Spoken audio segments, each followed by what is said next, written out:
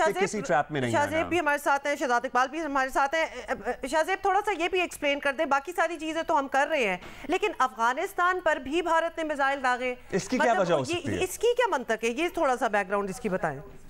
ईमानदारी की बात है, अभी तक मंतक नहीं समझ में आई। कल DGSPR ने जब ये बात कही कि अफगानिस्तान पर भी, अपनी सरहदों पर भी और अफगानिस्तान पर भी, तो अभी तक समझ में नहीं आया अफगान हुकूमत की तरफ से रद्द-ए-अमल आए, कोई ऐसी बात आए तो समझ में भी आए, या फिर खुद इंडिया कोई बताए कि क्या कोई मिसफायर हो गया, किस वजह से वहाँ पर चला गया। मगर ये जो सारी की सारी सूरत हाल है, इसके ज़िम्मेदार अकेले वज़ीर आज़म मोदी हैं, अब्दुल्ला और हुमा, क्योंकि एक बहुत कॉन्फिडेंस था उन्हें जिस सिस्टम की वो बात कर रहे हैं। शहजाद भी बता रहे हैं कि S-400 जो सिस्टम है, बड़ा कॉन्फिडेंस था कि हम मिसाइल मारेंगे, पाकिस्तान मारेगा और S-400 के ज़रिए रोक लेंगे, क्योंकि कैपेसिटी इतनी है कि 36 टारगेट्स को एक टाइम में रोक सकता है, और पाकिस्तान की कैपेसिटी नहीं है कि 36 टारगेट एक साथ, पाकिस्तान 36 मिसाइल एक साथ फेंके। ये उनकी असेसमेंट थी।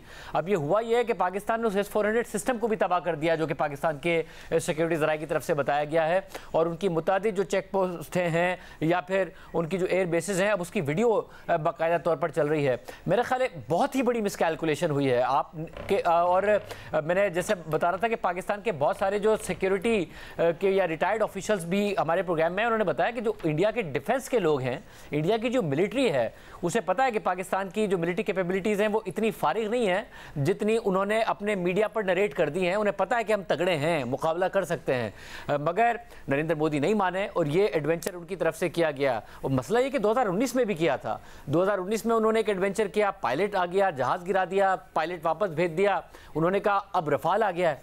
अब ऐसा नहीं होगा। फिर रफाल उन्होंने हमारे सिविलियंस को मारने के लिए इस्तेमाल किया, हमने अपनी सरहदों में रह के उनकी सरहदों के अंदर रफाल तैयारे पाकिस्तान की एयरफोर्स ने गिरा दिए।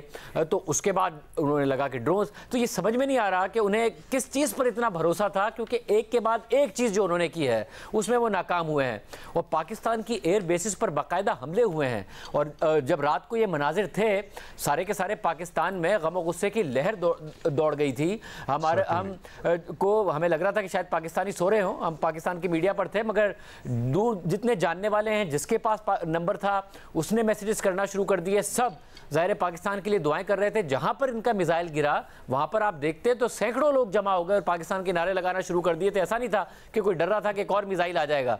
और उसके बाद जब पाकिस्तान के DGSPR ने की प्रेस कॉन्फ्रेंस और कहा आपको जवाब चाहिए तो आपको जवाब देंगे, तो ऐसा लग रहा था कि शायद 2-3 दिन से जो बात हो रही है वही होगा और अपने टाइम पर देंगे, मगर फिर बहुत जल्दी जवाब दिया गया और बहुत ही मौसर दिया गया। शाहजेब, ऑब्वियसली आपकी बड़ी क्रेडिबल एक बात होती है, बड़ी क्रेडिबल इंफॉर्मेशन होती है, and people who are watching us right now, जब हम कहते हैं कि पाकिस्तान की 3 एयर बेसिस को उन्होंने अटैक किया, please give us a little bit of detail on कि वो अटैक जो हुआ, क्या वो एयर बेसिस तक पहुँच सका, what kind of a damage if any are we talking about, ये ज़रा हमें अपडेट कर दीजिए, वरना सिर्फ ये कह देना ऐसे लगता है कि बिल्कुल ही एक्सट्रीम एक माइंड पे आप चले जाते हैं कि तबाही हो गई है।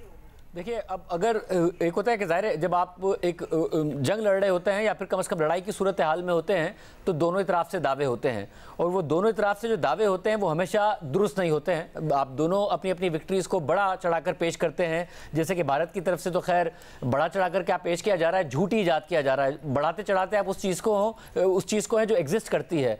भारत ने तो हमारे तैयारे गिरा दिए, कराची तबाह कर दिया, पोर्ट तबाह कर दिया, सारे के सारे काम कर दिए थे उन्होंने। तो अब यहाँ मसला ये है कि ना सिर्फ हमले हुए, क्लेम किए, बल्कि वीडियो भी दिखाई गई।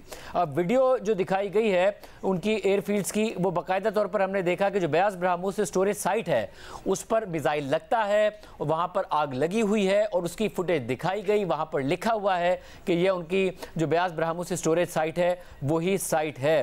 फिर हमें नज़र आता है कि जो उधमपुर में उनकी एयरबेस है उसकी तबाही की वीडियो बाकायदा तौर पर मंजर आम पर आती है और वो वीडियो चलाई जाती है। इंडिया उसको डिनाई नहीं करता है। इसी तरीके से उनकी जो दीगर बेसिस हैं उस पर इंडिया का अपना मीडिया जो है वो वीडियोस दिखाता नज़र आता है कि हाँ जी ये तबाही हुई है। हालांकि बाद में हमने देखा कि बहुत जल्दी कोई ना कोई मीडिया 2 चैनल्स दिखाते हैं और उसके बाद वो वीडियो गायब हो जाती है और वो ये बताना शुरू कर देते हैं कि असल में तो पाकिस्तान के एयर बेसिस को भारत ने रात में तबाह कर दिया है और पाकिस्तान ने जो हमला किया वो हमारे मिसाइल सिस्टम ने तबाह कर दिया है।